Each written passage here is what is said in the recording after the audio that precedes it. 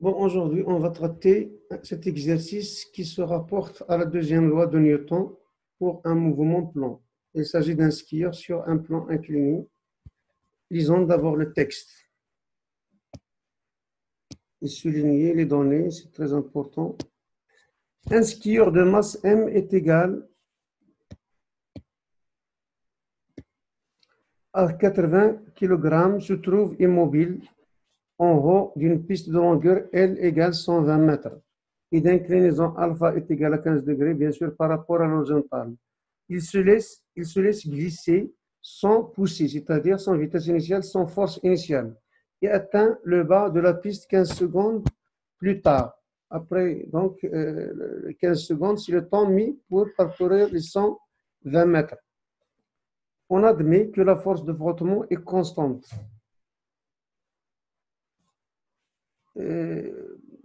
Bon, on admet donc que la force de frottement est constante.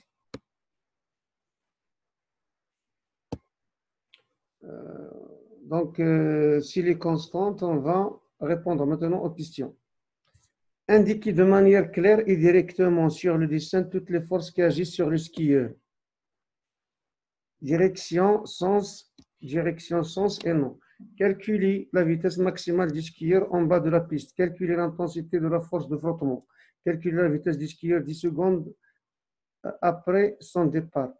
Quelle distance a-t-il parcouru durant ces 10 secondes? Passons directement à la réponse. Ici, on va écrire la solution. Donc, vous pouvez noter aussi solution, petit a. On nous demande tout simplement de faire le bilan des forces appliquées à S. S, c'est notre skieur. Il y a d'abord la réaction du plan, ou bien de la piste. Action du plan sur S. Puis, il y a, en couleur bleue, par exemple, le poids P. Le poids du skieur, ou bien de S pour simplifier. Normalement, vous savez que pour représenter le poids, ce point d'application, c'est G. Imaginons que ça, c'est G, le centre de gravité du skieur. Or, le poids, c'est toujours, il a une direction verticale, c'est-à-dire c'est la perpendiculaire au plan horizontal. Directement, voilà, ici, on peut représenter le poids. Bien dessiné, ça c'est le poids. Bon, et le prolongement du poids P, selon sa direction ici, ça donne ici un angle droit. Et ça, c'est la droite d'action du poids. Pour tracer R, je vais prendre d'abord en noir, je vais indiquer la normale au plan qui passe par G. La normale, voilà, un angle droit ici, c'est presque fini, voilà. On déplace, voilà, ça c'est la normale. On va appeler ça, c'est la normale. C'est pas bien fait. Ça, c'est la normale au plan, la perpendiculaire. Or, ça, c'est le sens du mouvement. Ça, c'est le sens du mouvement. Pour tracer R n'est pas perpendiculaire, puisqu'il y a des frottements. R, ça va être incliné dans le sens opposé du mouvement, avec un angle phi qui s'appelle, attention, cet angle phi, l'angle de frottement statique. Ça, c'est R. Donc, pour répondre à la question suivante, on aura surtout besoin de ceci. Indiquer, calculer la vitesse maximale. Pour calculer la vitesse, on va passer par l'accélération. Donc, c'est la question, je crois, la question B. B, on va appliquer sigma des forces extérieures, la deuxième loi de Newton, est égal à MHG. Cela veut dire que P plus R est égal à MHG. Or, donc AG, c'est quoi? SG est égal P plus R sur M. On sait que P et R restent constantes, puisque la force de frottement F reste constante. P, c'est constant. Donc, pardon, P, c'est constant. Cela veut dire que le mouvement rectiligne uniformément varie. C'est ce qu'on va démontrer ici. Or, P égale R égale une constante. Et P égale une constante, une autre constante. Donc, A aussi, AG égale une constante. On sait que cela veut dire, c'est équivalent à dire que le mouvement est rectiligne. Rectiligne uniformément varié.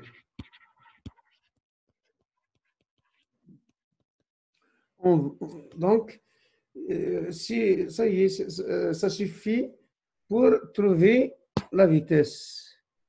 La vitesse, il suffit d'écrire que AX, on sait que AX est égal à dVx sur dt, égal à une constante. Cela veut dire que V de t, c'est égal à xt.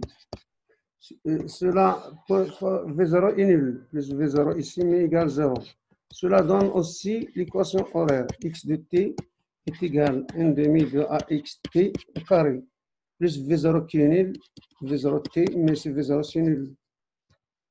V0 c'est nul. Plus aussi x0 qui est nul. Donc, voilà une relation très importante. En utilisant cette relation, on connaît x, c'est la distance parcourue. On connaît le temps. Donc, ça nous reste à calculer l'accélération. Une fois qu'on a calculé l'accélération, on peut revenir à la vitesse. Donc, x est égal à 1 demi de axt au carré nous donne que ax est égal à 2x sur quoi? Sur t au carré. Application numérique, 2 fois x, c'est 120 mètres sur 15 au carré. Tout calcul fait, vous allez trouver AX est égal à quoi? 1,06 mètres par seconde carré. Donc, V de t est égal à AXT est égal à 1,06 fois 15. V de 15, c'est à peu près donc égal à 15 mètres par seconde.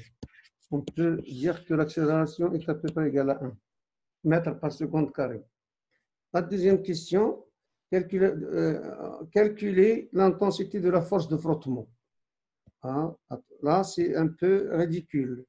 On va revenir à cette relation-là. Cette relation AG égale P plus R sur M, qu'on va projeter sur l'axe des X où s'effectue le mouvement. Le mouvement, voilà, on va prendre l'axe OX orienté vers le bas, d'origine O, le point où la vitesse était égale 0.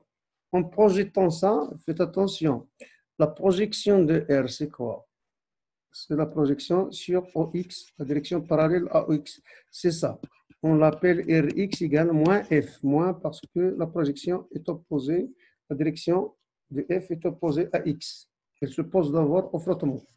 Et pour le poids P, c'est simple. Vous avez ici un angle alpha et ça 90. Donc ici, c'est 90 moins alpha. On la retrouve ici ou ici. Les droites sont parallèles. Donc la projection, ça va nous donner ici Px. Px, c'est positif. Px. Il y a une relation entre cet angle P cosinus alpha, ça donne Px. Bêta. Mais c'est bêta, c'est 90 moins alpha. Donc, ça va donner, en fin de compte, Px est égal à P sinus alpha. Donc, on va projeter cette relation sur l'axe des X pour répondre à la question suivante.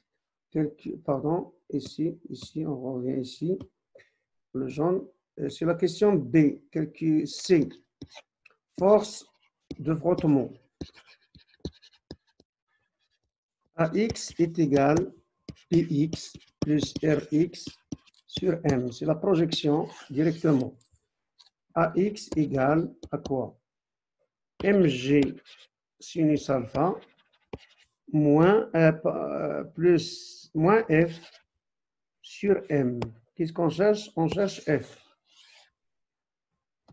La suite. Puis, on va écrire la suite ici. Donc, je dis que AX est égal à Mg sinus alpha moins F sur M. Cela donne automatiquement MAX est égal à Mg sinus alpha moins F. Donc, F est égal à quoi? F est égal à Mg sinus alpha moins MAX. Application numérique, F égale Mg, c'est 80. Ou bien on peut écrire ici F est égal à M facteur de G sinus alpha moins AX. F est égal donc à 80, facteur de 10, si vous prenez G égale 10 mètres par seconde carré, sinus 15 degrés, moins AX qui est égal à 1,06, ça va donner un peu de l'ordre de 122 newtons. La question suivante, calculer la vitesse du skieur 10 secondes après son départ. C'est très simple. La question D, la vitesse du skieur après 10 secondes. On a V égale à XT. Donc, V de quoi? De 10 est égal à 1,06 fois 10. Donc, c'est à peu près égal à 10,1. V10 est à peu près égal à 10,6 mètres par seconde. C'est inférieur à 15 parce que 10 secondes, c'est inférieur à 15 secondes. Quelle distance a-t-il parcouru pendant ces 10 secondes? Là aussi, c'est simple. On va écrire la question d'abord E. On va écrire que X est égal à 1 demi de AXT au carré. 1 demi de AXT au carré. Donc, la distance parcourue, D est égal à X est égal à 1 demi de AXT au carré.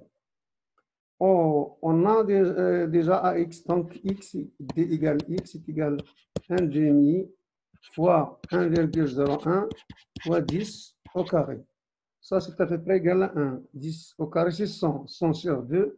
Donc, c'est à peu près les environs de 50 mètres. Voilà. On va voir, est-ce qu'il y a d'autres questions? Ok, ça y est. Donc, ça y est, cet exercice en fin.